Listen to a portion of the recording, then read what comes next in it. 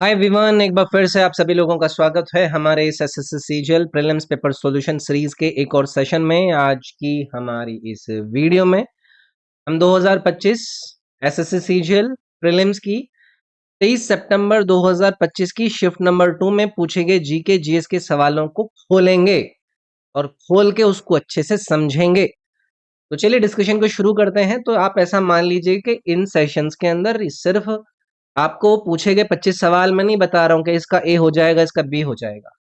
तो सवाल से संबंधित जानकारी है ना, ऐसी जानकारी जो कि आपके पास होनी चाहिए कि उस टॉपिक से संबंधित अगर कल को आपके पेपर में कोई सवाल आए ना, तो वो आपका गलत ना हो। एटलीस्ट आप उसको अप्रोच कर पाए, उसके बारे में बातें कर पाए। तो चलिए फिर शुरू करते हैं। इससे पहले के जितने भी सेशंस हमने अभी तक करे हैं इस प्लेटफॉर्म पर, प्लेलिस्ट में मैंने आपको सारे अरेंज करके दे रखे हैं। लगभग 10-12 सेशंस और रहते हैं, फटाफट से इसको कंप्लीट करके अपना ये 2025 के सीजीएल के अंदर पूछे गए जीके जीएस के क्वेश्चंस को निपटाते हैं। तो चलिए भी, पहला सवाल आपके सामने आपकी स्क्रीन पर ये रहा। मैं आई थिंक छोटा हो गया हूँगा, अभी साइड में आ गया हूँगा।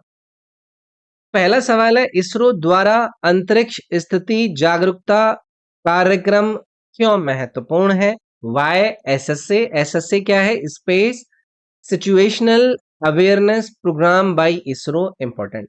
अभी आजकल आप देख भी रहे होगे कि इसरो काफी ज्यादा चर्चा में है। वो साइंटिस्ट ने जो उनके प्रोजेक्ट को लेकर कुछ रेजिग्नेशन वगैरह दिए हैं, खैर उस पर बाद में आएंगे। देखो, इसरो का ये जो एसएसए है, which is space situational awareness program, ये स्पेस में जो मौजूद ऑब्जेक्ट्स हैं या फिर वहां पर जो डेब्रिस है उसको ट्रैक करता है, ताकि भारत की जो सैटेलाइट्स हैं और जो स्पेस मिशन है उनको डैमेज करने से बचाया जा सके। आज के समय में जब आप स्पेस की तरफ देखते हैं तो आपको बहुत सारी वहां पर डेड सैटेलाइट्स नजर आएंगी, रॉकेट के कुछ भाग नजर आएंगे, स्पेस में जो जंक होता है वो वहां पर नजर आ जाएगा। ये सारी चीजें घूमते हुए नजर आएंगी। अगर ये एक्टिव सैटेलाइट से जाते हुए उनसे टकराकर उनको डैमेज कर दे तो गड़बड़ हो जाएगी ना। इसीलिए ये जो स्टेट स्पेस सिचुएशनल अवेयरनेस है, ये प्रोग्राम बहुत ज्यादा इंपॉर्टेंट हो जाता है। अब ऑप्शन देखेंगे। पहला है कक्षा में रैक की ऊर्जा खपत, racks energy uses in orbit, क्या ये बनेगा? देखो, एसएससी का एनर्जी मैनेजमेंट से कोई रिलेशन है ही नहीं, तो मैं इस वाले ऑप्शन को यहां पर क्यों एक बार पढ़ने की कोशिश करूं। दूसरा है अंतरिक्ष मलबे की निगरानी और भारतीय अंतरिक्ष परिसंपत्तियों की सुरक्षा, क्या ये वही सेम मुद्दा नहीं है जो कि अभी हमने इसके ऑब्जेक्टिव के रूप में डिस्कस किया था? आपने भी देखा होगा कि भारत ने इस एसएसए के लिए अपने कई सारे प्रोजेक्ट लॉन्च करे हैं। जैसे कि एक का नाम है नेत्र, एक इनका नेत्र प्रोजेक्ट है।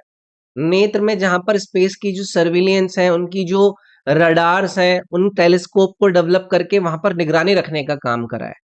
ये नेत्र की फुल फॉर्म भी आपके लिए वैसे इंपॉर्टेंट है, आप कमेंट में बताना चाहें तो जरूर बताइएगा। नेत्र बोले तो network for space orbits tracking and analysis. ये फ्यूचर के जो स्पेस मिशन है उनके लिए बहुत ज्यादा इंपॉर्टेंट रहेगा नेत्र। चलिए भाई आगे बढ़ते हैं। चाबार बंदरगाह के विकास में किस देश ने मदद करी? Which country help develop Chabahar port? भाई बहुत ही इंपॉर्टेंट है चाबार पोर्ट। आज के समय में आप देख ही रहे हैं पाकिस्तान की हरकतों को थोड़ा इधर उधर करने के लिए, बट स्टिल चाबार पोर्ट हमेशा से जियोपॉलिटिकल और मिडिल ईस्ट की जो एक ट्रेड एक्टिविटी है उनके लिए इंपॉर्टेंट रहा है। पहली चीज, चाबार पोर्ट लोकेटेड कहां पर है? तो आज का जो ईरान है, और आपको पता है ईरान का भी क्या माहौल चल रखा है, ईरान में ये आपका चाबार पोर्ट लोकेटेड है और इसके डेवलपमेंट ने हमारे देश ने बहुत इंपॉर्टेंट रोल अदा करा है। तो इसीलिए मैं यहाँ पर हमारे देश भारत का नाम लगाता। तो ये पोर्ट भारत के लिए बहुत ही ज्यादा स्ट्रैटेजिकली इंपॉर्टेंट है, क्योंकि इसके थ्रू हम अफगानिस्तान और सेंट्रल एशिया तक अपना एक्सेस पा सकते हैं बिना पाकिस्तान का रूट यूज किए। ठीक है, तो चाबार पोर्ट हमारे लिए बहुत सारे इंपॉर्टेंस रखता है। अब इससे रिलेटेड बहुत सारी बातें भी हमसे बनती हैं कि ये कौन से देश के कोस्ट पर लोकेटेड है। तो ईरान का जो साउथ ईस्ट कोस्ट है वहां पर चाबार पोर्ट लोकेटेड है। ये अरब सागर के पास है, अरेबियन सी के पास आप इसको लोकेटेड पाएंगे। इंडिया ने यहाँ पर इंफ्रास्ट्रक्चर को डेवलप करा है, वहां पर जो पोर्ट पर ऑपरेशंस रिलेटेड एक्टिविटी होती हैं उनको बेटर कराने के लिए कोशिश करी है। यहाँ पर कनेक्टिविटी प्रोजेक्ट्स हमने चलाए हैं, मतलब इन सभी चीजों में हमने पैसा बहुत लगाया है। तो याद रखेंगे। अच्छा, एक सवाल आपसे कल को पूछा जा सकता है कि बताइए कि भी चाबार पोर्ट को एक और नाम से जाना जाता है, वो क्या है? वो है INSTC। What is this INSTC? ये है international north south transport corridor. तो इस कॉन्टेक्स्ट में भी इसको बहुत ज्यादा इंपॉर्टेंट माना जाता है, ये भी हमें याद रखना है। अब चाबार पोर्ट का हमने जिक्र किया, आपने एक और पोर्ट का नाम सुना होगा, ग्वादर पोर्ट। इस पोर्ट का नाम सुना है भाई आपने? ये पोर्ट पाकिस्तान और चाइना ने मिलकर, जो हमारा चाबार पोर्ट यानी कि जो ईरान और भारत ने मिलकर बनाया था, उसको कंपैरिजन में भी आपसे एग्जाम में इसको पूछ लिया जाता है, तो ये भी आपको याद रखना है। ग्वादर पोर्ट पर आपको चाइना प्लस पाकिस्तान का इन्वॉल्वमेंट नजर आएगा। नेक्स्ट है प्रधानमंत्री आवास योजना। शहरी का उद्देश्य शहरी क्षेत्रों में आवास की कमी को दूर करना है। निम्नलिखित में से कौन सा दृष्टिकोण अपने उद्देश्यों को प्राप्त करने के लिए इस योजना का एक मुख्य घटक है? The प्रधानमंत्री Awas Yojana urban aims to address the housing shortage in urban areas. Which of the following approaches is a key component of this scheme to achieve its objectives? तो अब इस सवाल के बारे में जानने के लिए हमें क्या करना होता है? जो मार्केट में सरकार के द्वारा चलाई गई स्कीम्स होती हैं, जो कि रेगुलरली आप सुनते रहते हैं, उनके बारे में सुनते रहते हैं, तो उन स्कीम्स के बारे में, उनके ऑब्जेक्टिव्स के बारे में, उनके अंदर इन्वॉल्व जो इंपॉर्टेंट कंपोनेंट्स हैं उनके बारे में हमें पता होना चाहिए। तो ये जो पहली चीज आपकी योजना है PMAY अर्बन, इसका मुख्य उद्देश्य है सभी के लिए घर होना, यानी कि housing for all. Housing for all, तो पहले तो कल को आपसे ये इसका उद्देश्य ही पूछ सकते हैं। मतलब ये कि जो अर्बन पुअर और मिडिल क्लास फैमिलीज हैं, उनको एक अफोर्डेबल हाउसिंग प्रोवाइड करना, उनको हाउसिंग यानी कि घर प्रोवाइड करना। और जो गवर्नमेंट बेनिफिशियरीज हैं, उसको अंदर इसमें होम कंस्ट्रक्शन, हाउस को परचेज करना, घरों को इम्प्रूव कराना, इन सभी के लिए वहां पर वो पैसे देकर मदद करेंगे। तो ये इंपॉर्टेंट मतलब चीज है। अब इसकी कई सारी विशेषताएं हैं जो कि इनके कंपोनेंट के रूप में जाने जाते हैं, जैसे कि इन सितु स्लम डेवलपमेंट प्रोग्राम है, ऐसे ही CLSS करके यूज होता है, जिसको क्रेडिट लिंक सब्सिडी स्कीम कहते हैं। अफोर्डेबल हाउसिंग इन पार्टनरशिप वो करते हैं, बेनिफिशियरी लेड कंस्ट्रक्शन वो कराने का काम करते हैं। तो ये सारी चीजें इसके अंदर आती हैं। इसको कब लॉन्च करा गया था? 2015 में इसको लॉन्च करा गया। ये बातें हमें याद रखनी है। और इसमें इन्होंने टारगेट ये रखा था कि 2022 तक हम सभी को लोगों को घर प्रोवाइड करके देंगे। तो एक एक करके ऑप्शंस देखें। पहला है मुख्य रूप से प्रवासी श्रमिकों के लिए किराए पर आवास उपलब्ध कराने पर ध्यान केंद्रित करना। मैं इसको गलत करूंगा, क्योंकि प्राइमरी ऑब्जेक्टिव ये नहीं है। सेकंड है किफायती आवास के निर्माण, खरीद या संवर्धन के लिए लाभार्थियों को वित्तीय सहायता प्रदान करना। ये वाली बात मैंने अभी आप लोगों के साथ डिस्कस करी थी। तो लॉन्च कब हुआ, इसका टारगेट क्या था, और इसमें ना जो महिलाओं की ओनरशिप है उसको भी प्रमोट करा गया था, स्पेशली जो हाउस रजिस्ट्रेशन है उनमें, हाउस पंजीकरण में। नेक्स्ट है पुरी का जगन्नाथ मंदिर किस वास्तुशैला शैली का उदाहरण है? भाई इंपॉर्टेंट भी है, और इसे मैं आसान कैटेगरी का कहूंगा। पुरी के जगन्नाथ टेम्पल, जिसको हम फेमस कलिंग स्टाइल के आर्किटेक्चर के रूप में जानते हैं, वो आपकी कलिंग आर्किटेक्चर है। नागर स्टाइल का एक प्रकार से क्षेत्रीय ब्रांच इसको माना जाता है। मैं इसको नागर शैली ऑफ कलिंग में इसको इंक्लूड कर लूंगा। तो आसान है, मतलब पहले मैंने इस पर कई बार ऑलरेडी डिस्कशन कर रखा है। और ये जो मंदिर है वो उड़ीसा के आर्किटेक्चर का एक मास्टरपीस इसको माना जाता है। अब आप पूछेंगे कि सर जी, ये जो कलिंग की आपने स्टाइल बताई है, इसकी कुछ हमें स्टाइल के अंदर चीजें बता दीजिए। देखो, इसमें जो शिखर होता है ना, वो कर्व्ड होता है, कर्व्ड होता है। उसमें मंडप स्ट्रक्चर आपको नजर आ जाएगा, उसमें काफी रिच कार्विंग्स आपको नजर आएंगी, उसमें आपको वर्टिकल आर्किटेक्चर नजर आएगा। ये सारी चीजें मैंने पहले आपको बताई हैं। तो ये सारी चीजें हमें देखने के लिए मिलती हैं। ठीक है, बाकी आपको पता है जगन्नाथ टेम्पल की लोकेशन हमसे कई बार पहले पूछी जा चुकी है, वो तो इन्होंने आपको ऑप्शन में दे दिया है, ये आपके उड़ीसा के पुरी के अंदर लोकेटेड है।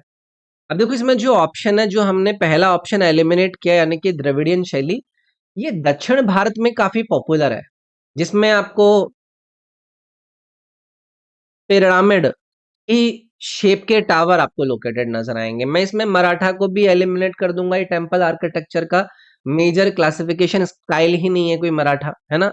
वैसर एक इन्होंने यहाँ पर आपको ऑप्शन में दिया है। ये क्या है? ये आपकी नागर और आपकी द्रविडियन शैली का एक मिक्सचर है, जो कि मेनली दक्कन वाले एरिया में आपको नजर आएगा देखने के लिए। तो ये भी इंपॉर्टेंट है, याद रखेंगे इनको। जगन्नाथ जो मंदिर है उसके लिए आप सुनते रहते हैं, जो चार धाम वाली यात्रा होती है, जो तीर्थ यात्री होते हैं वो साइट्स में इंक्लूड होते हैं इसमें। फेमस यथ यात्रा होती है, अभी बहुत ज्यादा दिक्कतें भी आई थी, आपने देखा था। मतलब काफी प्रेस्टिजियस है, पूरे विश्व भर में इसको सेलिब्रेट करा जाता है। दिक्कत आई थी मतलब कुछ भगदड़ वगदड़ का कुछ इश्यू आया था, तो उसको लेकर बोल रहा हूँ।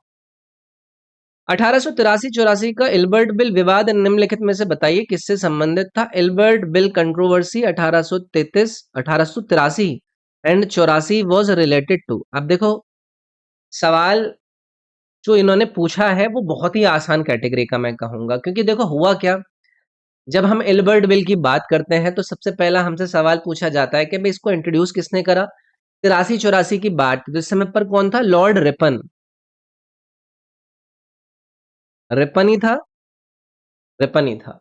और इस बिल का ये प्रपोजल था कि जो भारत के जजेस हैं, यानी कि जो इंडियन जजेस हैं, उनको भी यूरोपियंस के जो क्रिमिनल केसेस होते हैं उनको सुनने का अधिकार दिया गया। और फिर जो ब्रिटिश यूरोपियंस थे उन्होंने इसका अपोजिशन किया कि भी ये क्यों किसी भी भारतीय जज के सामने अपने आप को पाएंगे, तो उनको भारतीय जजों को ये इंफीरियर समझते थे। तो ये इंपॉर्टेंट है क्योंकि ये कंट्रोवर्सी जैसा है, यहाँ पर जो अंग्रेजों का एक रैशियल डिस्क्रिमिनेशन चलता था, एक उनका जो कॉलोनियल माइंडसेट था, वो पूरी तरीके से यहाँ पर नजर आता है। पहला है कृषि उपज पर नए कर लगाना, ऐसा कुछ भी नहीं है ना, इस बिल से ये रिलेटेड नहीं है, एल्बर्ट बिल से। दूसरा है भारतीय न्यायाधीशों को आपराधिक मामलों में यूरोपीय अपराधियों पर मुकदमा चलाने की अनुमति देने वाला जो मुद्दा है, ये इसके अंदर चर्चित था। समझ गए बात को। तो हैवी इसको लेकर ऑपोजिट लोग आए थे, ऑपोजिशन इसका हुआ था। और ऑपोजिशन इसका इतना ज्यादा हुआ था कि ये बिल बहुत ज्यादा वीक हो गया था। अब इस कंट्रोवर्सी ने क्या किया था ना, भारत के अंदर एक राष्ट्रवाद की जो भावना थी उसको और तेज कर दिया था कि बताओ यार, ये हमारे लोगों को अधिकार देने की वजह से कितना ज्यादा इनको चिलमिलाहट हो रखी है। और इस पूरे के पूरे मुद्दे के बाद जो भारत के शिक्षित लोग थे, उनको ब्रिटिशर्स की जो वो इक्वेलिटी वाली बातें होती थी ना, उसकी सच्चाई समझ में आ गई थी। ठीक है।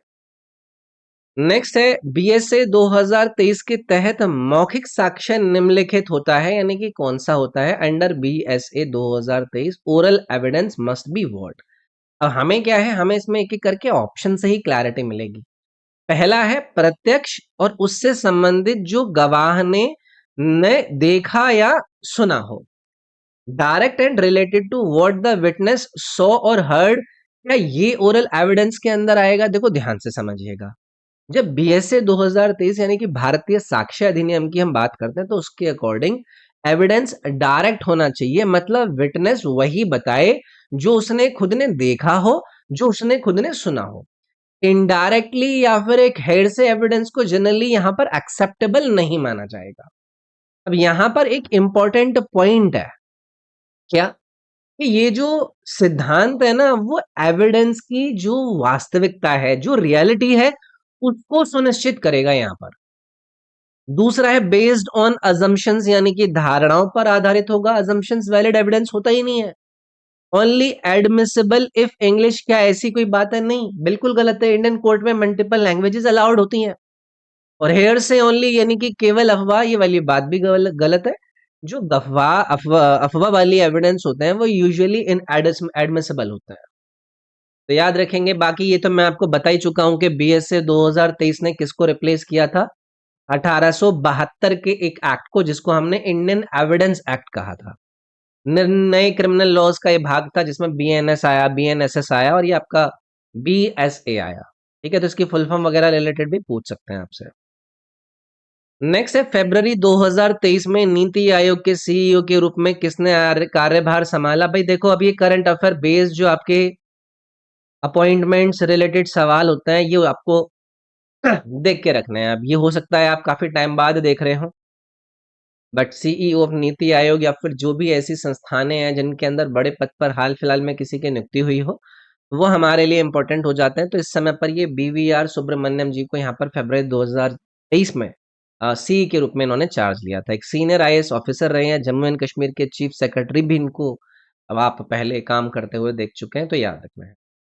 बाकी नीति आयोग की फुल फॉर्म तो पता होनी चाहिए, national institution for transforming India इसकी फुल फॉर्म है, जो कि हमारे देश का एक पॉलिसी थिंक टैंक है, जहाँ पर हम कोऑपरेटिव फेडरलिज्म को देखते हैं, एक लॉन्ग टर्म प्लानिंग इसके द्वारा करता हुआ देखते हैं, तो इन सभी चीजों पर ये लोग काम करते हैं।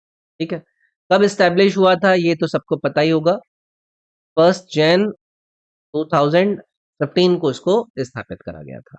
ठीक है, अच्छा एक और चीज अगर आपसे पूछा जाएगा कि इसके चेयरपर्सन कौन होता है, तो वो पीएम ऑफ इंडिया होता है।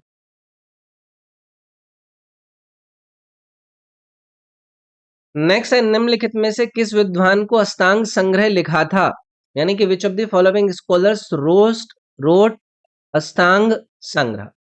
अब यार ये इंपॉर्टेंट जो बुक्स एंड ऑथर्स आपने टॉपिक पढ़ा होगा स्टैटिक जीके के अंदर, उस पर बेस सवाल है, और ये एकदम आसान सवाल है। जब कभी भी आपसे अष्टांग संग्रह का जिक्र किया जाता है, और अष्टांग संग्रह क्या है ना, ये आयुर्वेद का एक फेमस एंशियंट टेक्स्ट है। मैं यहाँ पर लिख देता हूँ, आयुर्वेद से आप इसको लिंक कर सकते हैं।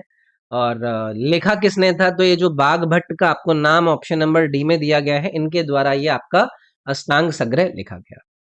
तो मतलब जो आयुर्वेद के सबसे इंपॉर्टेंट फाउंडेशनल टेक्स्ट हैं, उनमें से एक इस अष्टांग संग्रह को माना जाता है। अब आपको पता है अष्टांग का मतलब क्या होता है, कि आयुर्वेद के 8 ब्रांचेस,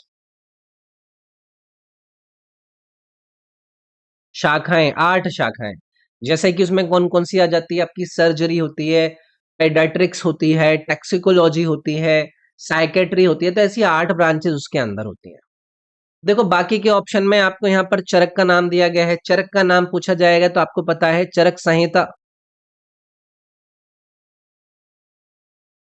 चरक संहिता किसने लिखी, वो चरक के द्वारा लिखी गई। सुश्रुत का नाम दिया गया है, आपको पता है कि इनके द्वारा सुश्रुत संहिता, या फिर जो सर्जरी है, सर्जरी पर बेस्ड ये काफी अच्छी एक संहिता थी, जिसको सुश्रुत संहिता कहा गया। भास्कराचार्य भी यहाँ पर एक बड़ा नाम दिया गया है, एस्ट्रोनॉमर थे, एक बड़े गणितज्ञ के रूप में भास्कराचार्य जी को जाना गया, तो याद रखिएगा।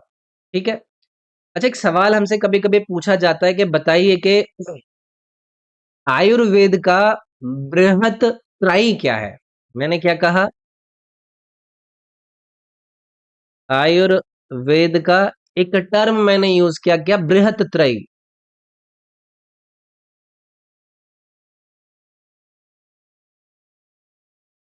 अब इसमें क्या है, त्रयी से आपको 3 ब्रांचेस नजर आएंगी। पहला है जो चरक संहिता है, जो मैंने पहले नंबर पर आपको रखी। सेकंड नंबर पर है आपका सुश्रुत संहिता, और तीसरे नंबर पर ये जो मैंने यहाँ पर आपको नाम लिख कर दिया है, अष्टांग हृदयम, अष्टांग हृदयम, इनको माना जाता है आयुर्वेद की बृहत त्राई। तो याद रखेंगे, भागवत बड़ा नाम है। ठीक है, नेक्स्ट है भाई, आपसे कुछ स्टेटमेंट दिए गए हैं, इनको यहाँ पर आपको देखना है और विचार करना है। स्टेटमेंट 1 पर आते हैं सीधे। ठीक है, चेन्नई शहर को भारत का डिट्रॉइट के नाम से जाना जाता है। अगर आप में से किसी ने भी मेरे स्टैटिक जीके का कोर्स करा होगा, तो अलग अलग शहरों को कुछ सॉब्रिकेट्स दिए जाते हैं, उनको कुछ निकनेम दिए जाते हैं। तो उस पर बेस्ड इन्होंने आपसे पहला वाला स्टेटमेंट यहाँ पर पूछ लिया। तो आप लोग मुझे बताइए कि क्या चेन्नई को डेट्रॉइट ऑफ इंडिया के नाम से जाना जाता है? बिल्कुल जाना जाता है, और इसलिए कहा जाता है क्योंकि यहाँ इंडिया का मेजर जो ऑटोमोबाइल इंडस्ट्री है,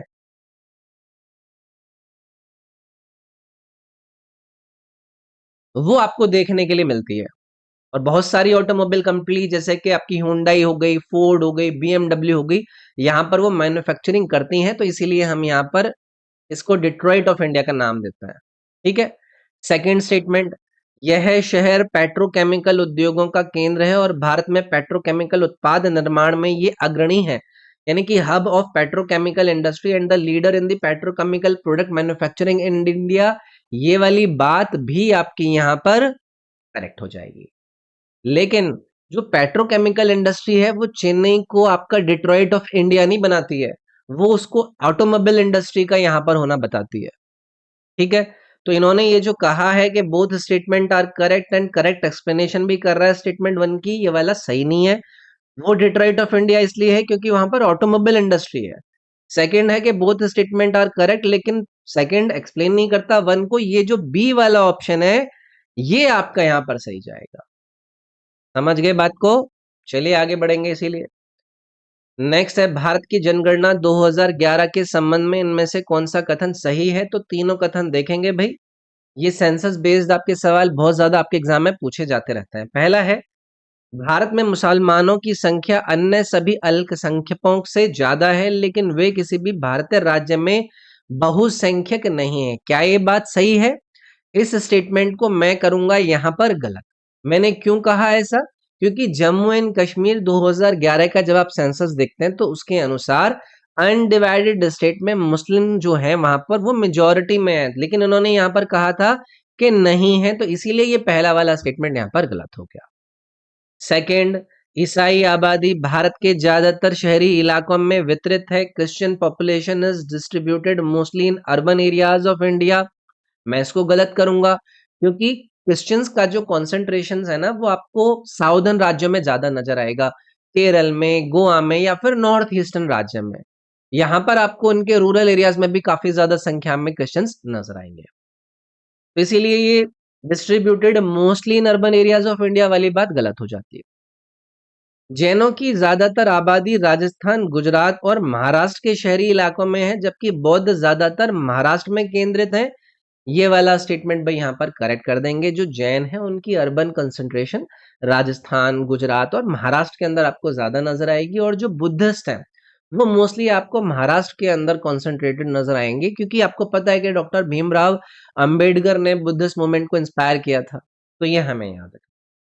और 2011 के सेंसस से रिलेटेड जो डेटा है भाई वो हमें पता होना चाहिए कि सेक्स रेशो कितना है, लिटरेसी रेट कितनी थी, पॉपुलेशन कितनी थी। वो मतलब आप देख लीजिएगा, वो सेंसस बेस्ड आपको बहुत सारे वीडियोस मिल जाएंगे। तो यहाँ पर सिर्फ तीसरा करेक्ट होने की वजह से ये जो बी वाला ऑप्शन है ये हम करेक्ट मार्क करेंगे। नेक्स्ट है, कर्नाटक संगीत में किस प्रकार की रचना सबसे ज्यादा सामान्यतः एक संगीत समारोह के दौरान प्रस्तुत की जाती है, जो एक निश्चित राग और लय पर केंद्रित होती है? In Carnatic music, which type of composition is most commonly performed during a concert, focusing on a fixed melody and rhythm? अब देखो ये चार ऑप्शन दिए गए हैं। आपको पता है मल्टीपल म्यूजिकल सेक्शन की विशेषताएं, कॉम्पोजिशंस, उनके कैरेक्टरिस्टिक्स के बारे में हमसे पूछा जाता है। जब कभी भी कार्नेटिक म्यूजिक के कॉन्सर्ट्स की बात होती है तो यहाँ पर सबसे कॉमनली जो परफॉर्म करे जाने वाली कॉम्पोजिशन है वो होती है कृति, जो इन्होंने ऑप्शन नंबर बी में हमें दिया है। कृति बोले तो इसमें जो मेलोडी है वो फिक्स रहेगी, रिदम को बहुत ही स्ट्रक्चर्ड रखा जाएगा, और जो कॉम्पोजिशन होगी ना वो डिवोशनल होगी। तो ये हमें याद रखना है। अब इस कृति को लेकर भी आपके मल्टीपल पार्ट होते हैं। इसमें पल्लवी आता है कृति के अंदर, इसके अंदर आपको अनुपल्लवी नजर आएगा, और इसके अलावा एक तीसरा होता है जिसको चरणम बोला जाता है। चरणम, ये तीन आपको इसके पार्ट नजर आएंगे आपके कृति के। तो याद रखिएगा, मतलब ये बेसिक बातें हैं जिनको आपको पता होना चाहिए। देखो यहाँ पर आपको पहले ऑप्शन में ना वर्णम दिया गया है। ये क्या है? ये मोस्टली प्रैक्टिस और एक तरीके से जो परफॉर्मेंस जब ओपन नहीं होती है उसके लिए इसको यूज किया जाता है, आपके वर्णम को।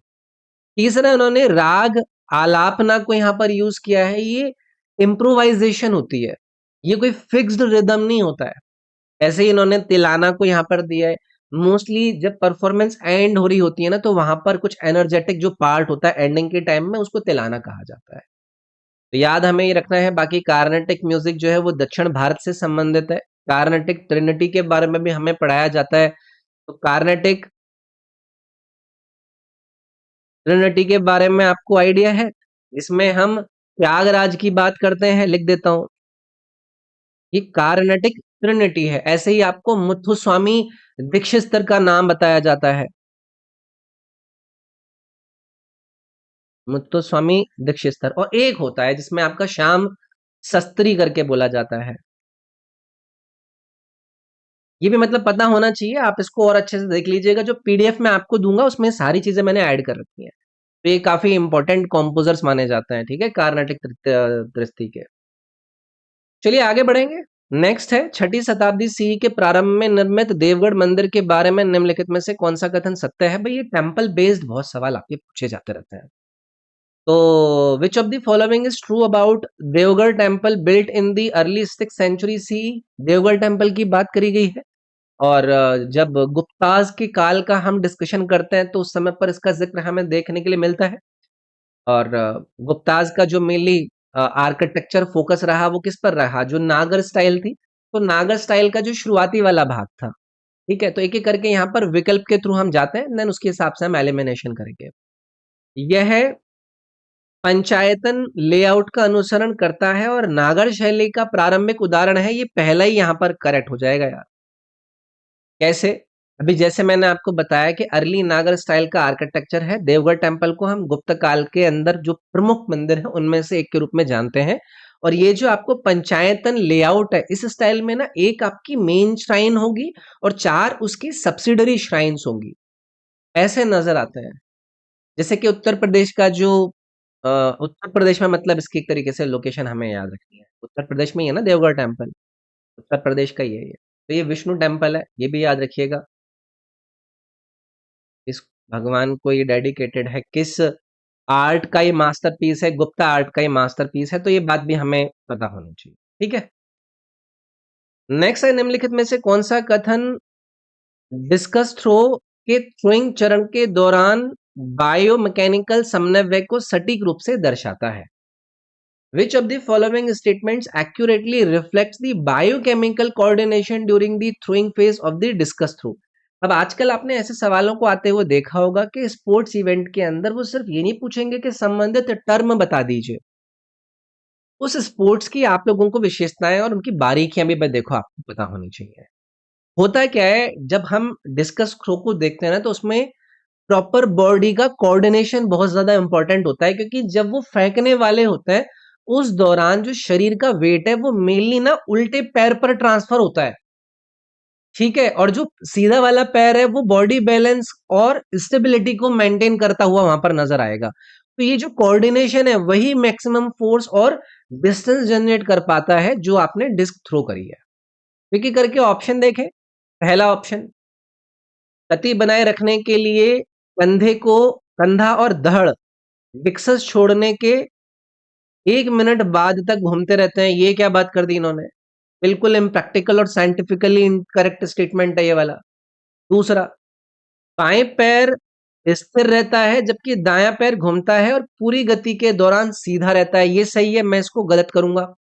एक्चुअल मूवमेंट में आपका जो पैर होते हैं वो आपको डायनामिक रहते हुए नजर आते हैं। ठीक है, तो वो लेफ्ट फुट, ये वाली बात नहीं होगी ना, right foot rotate and stay straight, वो वाली बात गलत हो गई। तीसरा है, घुमाव के दौरान दोनों घुटने सीधे रहते हैं। बिल्कुल मैं इसको यहाँ पर गलत कर दूंगा भाई। नी आपको बैंड करने पड़ते हैं, है ना, ताकि आपको बैलेंस और फोर्स आप जनरेट कर पाए। चौथा है, शरीर का पूरा भार जो बाएं पैर पर स्थानांतरित हो जाता है जबकि दाएं पैर ऊपर ऊपरी स्थिर को स्थिर रख, ये वाली बात सही होगी। यही मैंने आप लोगों को एक्सप्लेन किया था। Discuss through athletics fields event होती है, ये भी याद रखिएगा, आधे लोगों को पता नहीं है।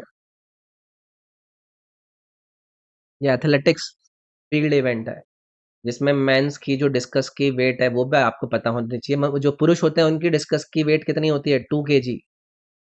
और फीमेल की कितनी होती है? फीमेल की 1 kg की होती है। ये बातें मतलब नोट कर लीजिएगा आगे के लिए, कल को अगर आपसे पूछ लिया जाए। ठीक है, बाकी मैंने इसके अंदर जो एक कोऑर्डिनेशन था बायोकेमिकल वो किस प्रकार से था वो मैंने बता दिया। विजयनगर के पारंपरिक विवरणों में किस नृपति या मनुष्यों का स्वामी कहा जाता है? In the traditional accounts of Vijayanagar, who were referred to as the नरपति और लॉर्ड ऑफ मैन? बताइए भाई, नरपति कौन है? जब हम विजयनगर एम्पायर के रूलर्स की ट्रेडिशनल रिकॉर्ड्स को ओपन करके देखते हैं तो यहाँ पर ये टर्म बहुत ज्यादा आपको नजर आता है जिसको कहा जाता है रायास। मैंने सीधे सीधे पहले आपको आंसर बता दिया। ये रायस क्या है? ये नरपति होते हैं, यानी कि लॉर्ड ऑफ मैन या फिर वो जो रूलर्स हैं। तो ये टाइटल विजयनगर एम्पायर के जो राजा थे उनकी एक तरीके से जो पॉलिटिकल अथॉरिटी है और उनकी जो सैन्य शक्ति है उसको दर्शाने का काम करेगा। तो इसमें मैं मुगल वाला ऑप्शन ऑब्वियसली देखते ही एलिमिनेट करता। नॉर्थ इंडिया से रिलेटेड ये डायनास्टी है, मैं विजयनगर एम्पायर को इसको कहाँ लेकर जाऊं? मैं इसमें दक्कन जो सल्तनत दिया है उसको भी गलत करूंगा, ये बहामनी सक्सेसर्स के राज्य थे। मैं इसमें चोलों को भी गलत कर दूंगा, साउथ इंडिया डायनास्टी थी लेकिन विजयनगर टाइटल से ही आपके संबंधित नहीं थे। इसमें ऑप्शन को एलिमिनेट करके भी आप फोर्थ वाले पर भी पहुंचते हैं। ठीक है, विजयनगर एम्पायर कब स्थापित हुआ था भाई? 336 में स्टैब्लिश करा गया था ना, जिसके फाउंडर के रूप में हम हरिहर का जिक्र करते हैं, हरिहर एंड मुक्कराया।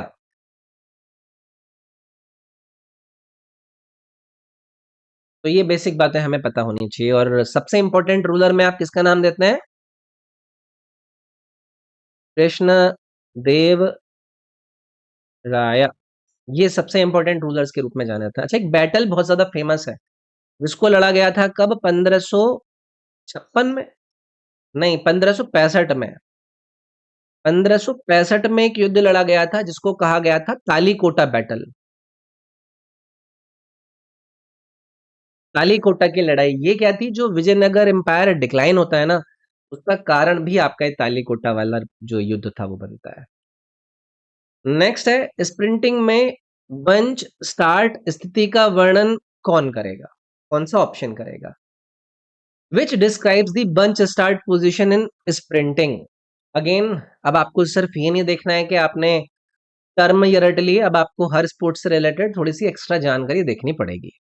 स्प्रिंटिंग जब होती है तो उसमें क्या होता है ना, ये जो बंच स्टार्ट वाला पॉइंट है, ये एक शुरुआत में एक टेक्निक यूज करी जाती है जिसमें जो स्टार्टिंग वाले ब्लॉक्स होते हैं उनको कंपैरेटिवली क्लोज रखा जाता है, जिसमें जो पैर है वो ब्लॉक स्टार्टिंग लाइन के क्लोज होता है, और जो पीछे वाला आपका टो है और जो फ्रंट हील है वो ऑलमोस्ट एक दूसरे के साथ अलाइन करे जाते हैं। वो देखा नहीं है, वो ऐसे करके खड़े रहता है ना, और फिर वो एकदम ठा ठा फिर दौड़ता है। तो ये टेक्निक क्या करती है ना, उनको एक एक्सप्लोसिव स्टार्ट प्रोवाइड करती है। पहला इन्होंने ऑप्शन दिया है लाइन से 25-30 इंच की दूरी पर ब्लॉक पैर समानांतर, इसको मैं गलत करूंगा। ये एक एलोंगेटेड सेटअप को इंडिकेट करता है, ये बंच स्टार्ट नहीं बता रहा है यहाँ पर। दूसरा है block 16 to 19 inches from line rear toe and front heel aligned, ये वाला जो ऑप्शन है ये इसमें एकदम सटीक बैठ रहा है। तो स्प्रिंटिंग स्टार्ट करता है आपका मेनली 3 स्टेजेस में, जहां पर सबसे पहला होता है आपका बंच स्टार्ट, फिर होता है आपका मीडियम स्टार्ट, और फिर तीसरे नंबर पर आता है आपका इलोंगेटेड स्टार्ट।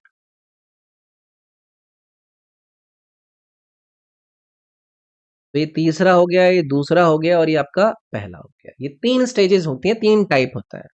100 मीटर की रेस है या 200 मीटर की रेस है, उसमें स्टार्टिंग जो टेक्निक है वो सबसे ज्यादा क्रूशियल होती है, क्योंकि बहुत मिली सेकेंड के से आपको पता है कि आपके रिजल्ट चेंज होता है ना। नेक्स्ट है, विक्रम सेठ द्वारा लिखित द गोल्डन गेट के बारे में निम्नलिखित कथनों पर विचार कीजिए। भाई देखो, अब आज के समय में जब आप किसी बड़े राइटर और उनकी जो रचनाएं हैं, जैसे कि गोल्डन गेट विक्रम सेठ के द्वारा लिखी गई है, सिर्फ इस चीज को याद करके बैठेंगे तो वो तो उन्होंने लिख कर ही दे दिया आपको स्टेटमेंट में, उसके बारे में भी भाई देखो हमें पता होना चाहिए। तो एक एक करके स्टेटमेंट देखेंगे। पहला, पूरी तरह से पद में लिखे गए इस उपन्यास को इसके अभिनव काव्यात्मक रूप से प्रदर्शित करते हुए वृहट ब्रेड बुक पुरस्कार के लिए चुना गया था, यानी कि विट ब्रेड बुक पुरस्कार के लिए ये जो नोवेल लिखा गया है एंटायरली इन वर्ड्स। क्या ये स्टेटमेंट करेक्ट है? देखो, ये जो अवार्ड है जो यहाँ पर इन्होंने लिखा है वाइट ब्रेड बुक अवार्ड, इसके लिए शॉर्टेस्ट हुआ था। तो ये एक तरीके से स्टेटमेंट जो 1 है मैं उसको करेक्ट कर दूंगा, और ये एंटायरली वर्स में भी लिखा गया है, वो वाली बात भी इसको लेकर सही है। बुकर पुरस्कार इसने अपने expensive narrative Indian society and culture के लिए जीता था? जी ऐसा नहीं है, इसको बुकर पुरस्कार नहीं मिला। थर्ड है, भारतीय अंग्रेजी कविता पर इसके महत्वपूर्ण प्रभाव के लिए इसे साहित्य अकेदमी पुरस्कार से सम्मानित किया गया था, वाली बात भी गलत रहेगी। साहित्य अकेदमी अवार्ड स्पेसिफिकली इस बुक के लिए नहीं दिया गया था। तो विक्रम सेठ के और भी कई सारे इंपॉर्टेंट किताब हैं, जैसे आपने सूटेबल बॉय एक इंपॉर्टेंट किताब देखी होगी, एक इनकी बीसली टेल्स है, बीसली टेल्स। तो ये जो बड़े बड़े लेखक हैं इनकी किताबें, इनके बारे में अब आपको एक्स्ट्रा बातें भी याद रखनी है कि उसने कौन से पुरस्कार जीते हैं एंड ऑल। द्वितीय पैरा टेबल टेनिस राष्ट्रीय रैंकिंग चैंपियनशिप 2024-25 कहाँ आयोजित की गई? अब देखो भाई, आपको पता है, अगर आप करंट अफेयर पढ़ते हैं और जो स्पोर्ट्स रिलेटेड इवेंट्स होते हैं उनके बारे में आपको देखना पड़ेगा, तभी आप ऐसे सवालों को कर पाएंगे। पुराना सवाल है, बट इससे आपको बस मुझे ये बताना है कि आगे चल के अगर आपको कोई स्पोर्ट्स रिलेटेड नेशनल लेवल पर कोई अच्छी चैंपियनशिप हो तो वो कहाँ पर आयोजित हो रही है, वो हमें याद रखनी है। ये second para table tennis national ranking की चैंपियनशिप थी, जिसका आयोजन इंदौर और मध्य प्रदेश के अंदर कराया गया था। बी वाला ऑप्शन इसमें सही रहता। तो इसमें बस हमें यही बताना है कि आगे के लिए आप करंट अफेयर को कैसे पढ़ेंगे। नेक्स्ट है, कौन सा परमाणु 6 परमाणु क्रमांक को बदलता है लेकिन द्रव्यमान को नहीं? ये इंपॉर्टेंट है, लेकिन मैं इसको इजी भी कहूंगा। आपको पता है कि ये जो न्यूक्लियर डिके वाला है, एटॉमिक नंबर को लेकर इन्होंने कहा है कि alters atomic number but mass को वो चेंज नहीं करता। वो क्या होता है? वो होता है बीटा डिके। ये बीटा 6, मैंने आपको केमिस्ट्री के अंदर ये पढ़ाया है कि जब ये बीटा डिके होता है ना, इसके अंदर एटॉमिक नंबर आपका चेंज होगा, परमाणु क्रमांक आपका बदलेगा, लेकिन जो द्रव्यमान संख्या है वो सेम रहेगा। क्यों? क्योंकि जो न्यूक्लियस है, जो नाभिक है, नाभिक के अंदर न्यूट्रॉन प्रोटॉन में कन्वर्ट होता है या फिर प्रोटॉन न्यूट्रॉन में कन्वर्ट होता है। तो मास तो आपका ऑलमोस्ट सेम ही रहेगा ना, लेकिन द्रव्यमान और आपका जो परमाणु क्रमांक है वो बदल जाएगा। तो इसलिए आपका बीटा डिके हो गया। अच्छा, ये जो अल्फा डिके दिया गया, इसमें क्या होता है? इसमें आपका एटॉमिक नंबर और एटॉमिक मास यानी कि परमाणु क्रमांक और परमाणु द्रव्यमान, ये दोनों चेंज होंगे। ये भी चेंज होगा और ये भी चेंज होगा। गामा डिके के अंदर, गामा डिके में सिर्फ एनर्जी इसमें आपको रिलीज होती हुई नजर आती है, एटॉमिक नंबर और मास इसमें दोनों सेम रहता है। ठीक है। बाकी विखंडन का आपको पता ही है, जिसको हम फिशन कहते हैं। ये न्यूक्लियस स्प्लिट होता है, यानी कि उसका टूटना होता है, जो छोटे छोटे दो न्यूक्लियाई के अंदर टूट रहा होता है। याद रखेंगे। अच्छा, ये जो बीटा डिके होता है ना, ये भी दो प्रकार का होता है, जिसको बीटा माइनस डिके और बीटा प्लस डिके के रूप में हम जानते हैं। आपको रेडियो एक्टिविटी वाला जो चैप्टर पढ़ाया जाता है, उसमें alpha rays, beta rays, gamma rays, इनकी प्रॉपर्टी और इनकी जो चीजें हैं वो फ्रीक्वेंटली एग्जाम में आपको एग्जामिनर पूछता हुआ नजर आएगा। ठीक है। नेक्स्ट है, फिल इन द ब्लैंक करना है भाई। दुम्हाल नृत्यक प्रदर्शन के दौरान क्या पहनते हैं? जो दुम्हाल डांसर है वो क्या पहनते हैं ड्यूरिंग अपनी परफॉर्मेंस? अब देखो, अगर किसी ने ये जो डांस परफॉर्मेंस है उनके बारे में अगर पढ़ा है तो आप आंसर कर पाएंगे। और ये जो दुम्हाल या फिर धूमल की मैं बात कर रहा हूँ, ये सबको पता है, ये जम्मू एंड कश्मीर का एक ट्रेडिशनल लोक नृत्य है, जो कि मुख्य वहाँ के एक ट्राइब होता है, जिसको वटल ट्राइब कहा जाता है। ये एक ट्राइब है, ये इनके द्वारा इसको परफॉर्म करा जाता है। और इस डांस के दौरान वो कलरफुल अपने कॉस्ट्यूम्स पहनते हैं और साथ में वो पहनते हैं मुखौटे यानी कि मास्क। तो ये आपका बी वाला ऑप्शन जाएगा। तो सिर्फ आप ये याद नहीं करना है कि कौन से डांसर कौन से राज्य में है, कौन सी कम्युनिटी उसको कर रही है परफॉर्म। अब आपको ये भी देखना है कि उसके कौन से फीचर्स हैं। ठीक है। तो ये जो धूमल डांस है, ये एक सेरेमोनियल लोक नृत्य है, कश्मीर के कल्चर और उनकी हेरिटेज को इसके अंदर रिप्रेजेंट करा जाता है। और इस डांस के दौरान यहाँ पर अपने साथ ना ये लोग बैनर भी कैरी करते हैं। तो ये बातें हमें याद रखनी है। ऐसी मल्टीपल डांस स्टेट वाइज आपसे पूछे जाते हैं। बिहू बहुत फेमस है, जो कि असम राज्य से संबंधित है, पता होना चाहिए आपको। बिहू असम, इस पर बेस्ड आपसे बहुत बार एग्जाम में सब सवाल आ जाएंगे। गरबा आपका गुजरात से है, घूमर आपका राजस्थान से है, एक और जम्मू एंड कश्मीर का है, इसको राउफ कहते हैं। ये भी आपका पूछा जाएगा आपके एग्जाम में। बट अब हमें इन्हें सिर्फ ये नहीं देखना है कि कौन से राज्य से है, अब हमें इनकी विशेषताएं भी देखनी है। नेक्स्ट है, राजस्व घाटा अर्थव्यवस्था के लिए चिंता का विषय क्यों है? Why is revenue deficit a concern for the economy? अगर आपको ये पता है कि रेवेन्यू डेफिसिट क्या है, तभी आप बता पाएंगे कि चिंता का विषय क्यों है। ये रेवेन्यू डेफिसिट कब होता है? जब गवर्नमेंट का जो रेवेन्यू है, मतलब जो रेवेन्यू एक्सपेंडिचर है, उसकी रेवेन्यू रिसीट से ज्यादा हो जाए, मतलब उसका खर्चा ज्यादा हो जाए ना, जो उसको रिसीट आ रहे हैं उससे। इसका मतलब क्या है? इसका मतलब सरकार जो सैलरी दे रही है, जो सब्सिडी दे रही है, जो डेली के एक्सपेंसेस हैं, वैसे जितने भी करंट स्पेंडिंग है उनके लिए वो बोरोविंग कर रही है, वो उधार ले रही है। तो ये इकोनॉमी के लिए एक बड़ा एक कंसर्न बन जाता है। अब आप बोलोगे कि इससे क्या प्रॉब्लम हो जाएगी? देखो, जब हम फॉरवर्ड जो मनी होती है यानी कि जब हम उधार लेते हैं तो वो प्रोडक्टिव एसेट्स क्रिएट करने के बजाय आपको डे टू डे आपके जो एक्सपेंसेस है उसमें यूज हो रही है। तो लॉन्ग टर्म में क्या होगा, आपके ऊपर उस कर्ज का तो एक भार बढ़ता चला जाएगा ना, आपकी जो एक फिस्कल स्टेबिलिटी होनी चाहिए वो प्रभावित होगी। तो यहाँ पर इट इंक्रीजेस प्रोडक्टिव इन्वेस्टमेंट, क्या ये उत्पादक निवेश को बढ़ाएगा, ये कंसर्न होगा? जी नहीं। क्या ये आपके ट्रेड सरप्लस को इंप्रूव करेगा, व्यापार अधिशेष में सुधार करेगा? जी नहीं। यह वर्तमान व्यय के लिए उधार लेने का संकेत देता है। It indicates borrowing for current spending, इसलिए ये आपका रेवेन्यू डेफिसिट कंसर्न है इकोनॉमी के लिए। ठीक है, अब आपको बजट के जो ये डेफिसिट्स होते हैं ये पढ़ाए जाते हैं, आपने जिससे भी अपनी इकोनॉमी पढ़ी होगी। रेवेन्यू डेफिसिट होता है, फिस्कल डेफिसिट होता है, प्राइमरी डेफिसिट होता है। और जब हमें फिस्कल डेफिसिट का जिक्र करते हैं तो वो क्या होता है, वो होता है जो टोटल बोरोविंग रिक्वायरमेंट है वो कितनी है। और रेवेन्यू जो डेफिसिट है वो ज्यादा होना जनरली एक अनहेल्दी फाइनेंशियल कंडीशन किसी भी देश के लिए मानी जाती है।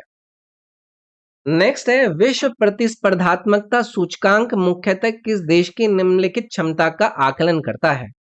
The World Competitiveness Index primarily assesses a country's ability to what? अभी तक हमारे सामने जो एग्जाम्स में सवाल आते थे वो ये आते थे कि वर्ल्ड कॉम्पिटिटिवनेस इंडेक्स की एक सूची आती थी, वो हमें देखकर हमारे देश की रैंक पूछ ली जाती थी, हम उसको रट के चले जाते थे। अब ऐसा नहीं होता है। अब आपसे वो इंडेक्स के बारे में बोला जाता है कि भाई ये जो इंडेक्स है वो किसी देश की कौन सी क्षमता का आकलन करती है, हमें ये बताओ कौन कौन से वो फैक्टर्स को देखती है। तो वर्ल्ड कॉम्पिटिटिवनेस इंडेक्स ये मेजर करता है कि कोई कंट्री बिजनेस करने में या फिर इंडस्ट्रीज के लिए कितना कॉम्पिटिटिव एनवायरनमेंट वहां पर प्रोवाइड कर रही है। अब इसमें कई सारी चीजें ये लोग देखते हैं कि भाई उनकी इकोनॉमिक परफॉर्मेंसेस कैसी है, वहां का इंफ्रास्ट्रक्चर कैसा है, वहां की सरकार की एफिशिएंसी कितनी है, वहां की बिजनेसेस की एफिशिएंसी कितनी है, वहां लोग इनोवेशन पर कितना काम कर रहे हैं। ठीक है, तो ये रैंकिंग बहुत जरूरी होती है। और कौन जारी करता है इसको? आईएमडी जारी करता है। आईएमडी क्या है? ये है international institute for management development.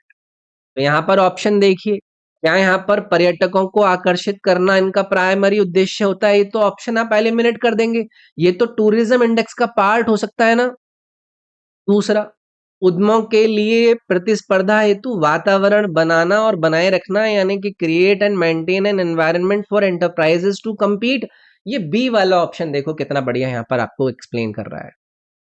तो टॉप कॉम्पिटिटिव कंट्रीज यूजुअली क्या करती हैं, उनका इंफ्रास्ट्रक्चर अच्छा होता है, उनकी जो पॉलिसीज होती हैं वो बहुत ज्यादा स्टेबल होती हैं, टेक्नोलॉजी वो बहुत अच्छी एडवांस यूज कर रखे होते हैं, उनका वर्कफोर्स बहुत स्किल्ड होता है। तो ये आपको ऑप्शन नंबर बी यहाँ पर क्रिएट करता। 1956 के औद्योगिक नीति प्रस्ताव की मुख्य विशेषता क्या थी? What was the key feature of the industrial policy resolution of 1956? बहुत ही आसान सवाल है। 1956 का जो इंडस्ट्रियल पॉलिसी रेजोल्यूशन था वो भारत की आर्थिक प्लानिंग के लिए बहुत ही इंपॉर्टेंट था। और इस पॉलिसी का मुख्य जो फोकस था वो था पब्लिक सेक्टर को एक्सपेंड करना। सरकार चाहती थी कि भाई मेजर जो हमारे इंडस्ट्रीज हैं उन पर स्टेट का कंट्रोल हो ताकि इकोनॉमी को प्लान्ड वे में हम डेवलप कर सकें। तो अब इसमें क्या करा गया, इसमें इंडस्ट्रीज को ना 3 कैटेगरी में डिवाइड करा गया, जिसमें पहली थी शेड्यूल ए की कंपनीज। शेड्यूल ए बोले तो जो सरकार के कंट्रोल में पूरी की पूरी रहेंगी। फिर आएंगी शेड्यूल बी की कंपनीज, इसमें गवर्नमेंट अपना डोमिनेंट रोल अदा करेगी। और फिर होंगी शेड्यूल सी की कंपनीज, जिसमें आपको प्राइवेट सेक्टर अलाउड करा जाएगा। और हैवी इंडस्ट्रीज में आपको पता है स्टील कंपनीज आई, रेलवे, डिफेंस, माइनिंग, ये सब इंट्रोड्यूस करे गए। जैसे सेक्टर्स पब्लिक सेक्टर के अंडर इसके अंदर इंक्लूड इन्होंने करे, है क्या नहीं? तो इसमें ऑप्शन देखते हैं, क्या इसमें जो की फीचर था वो प्राइवेटाइजेशन करना था? बिल्कुल नहीं। लाइसेंसिंग को अबॉलिश करना था? बिल्कुल नहीं। क्या इसमें लघु उद्योग पर जोर था? बिल्कुल नहीं। इसमें पब्लिक सेक्टर का एक्सपेंशन इन्हें करना था, यानी कि सार्वजनिक क्षेत्र का विस्तार करना था। ये इसका एक इंपॉर्टेंट है। 1956 की ये पॉलिसी एक बहुत ही अच्छा, मतलब एक स्टार्टिंग पॉइंट था जिसको सोशलिस्ट पैटर्न ऑफ सोसाइटी कहा गया। Socialist pattern of society.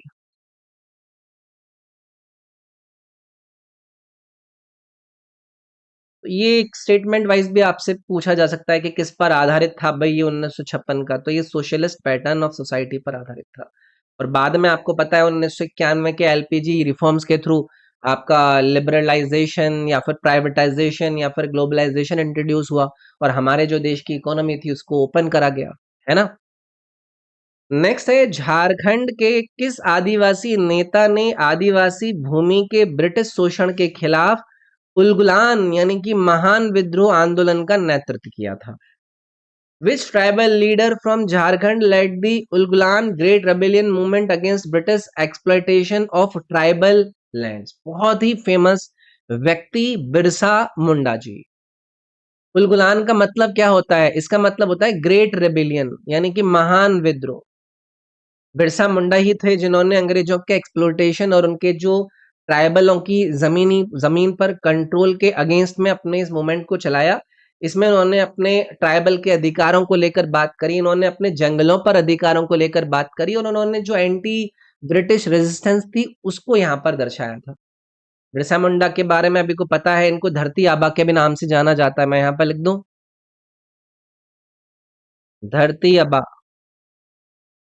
ये एक टाइटल है जो कि इनको दिया जाता है, तो काफी फेमस नाम है, याद रखेंगे। हमारे देश के अंदर एक दिवस मनाया जाता है जिसको जनजातीय गौरव दिवस कहा जाता है।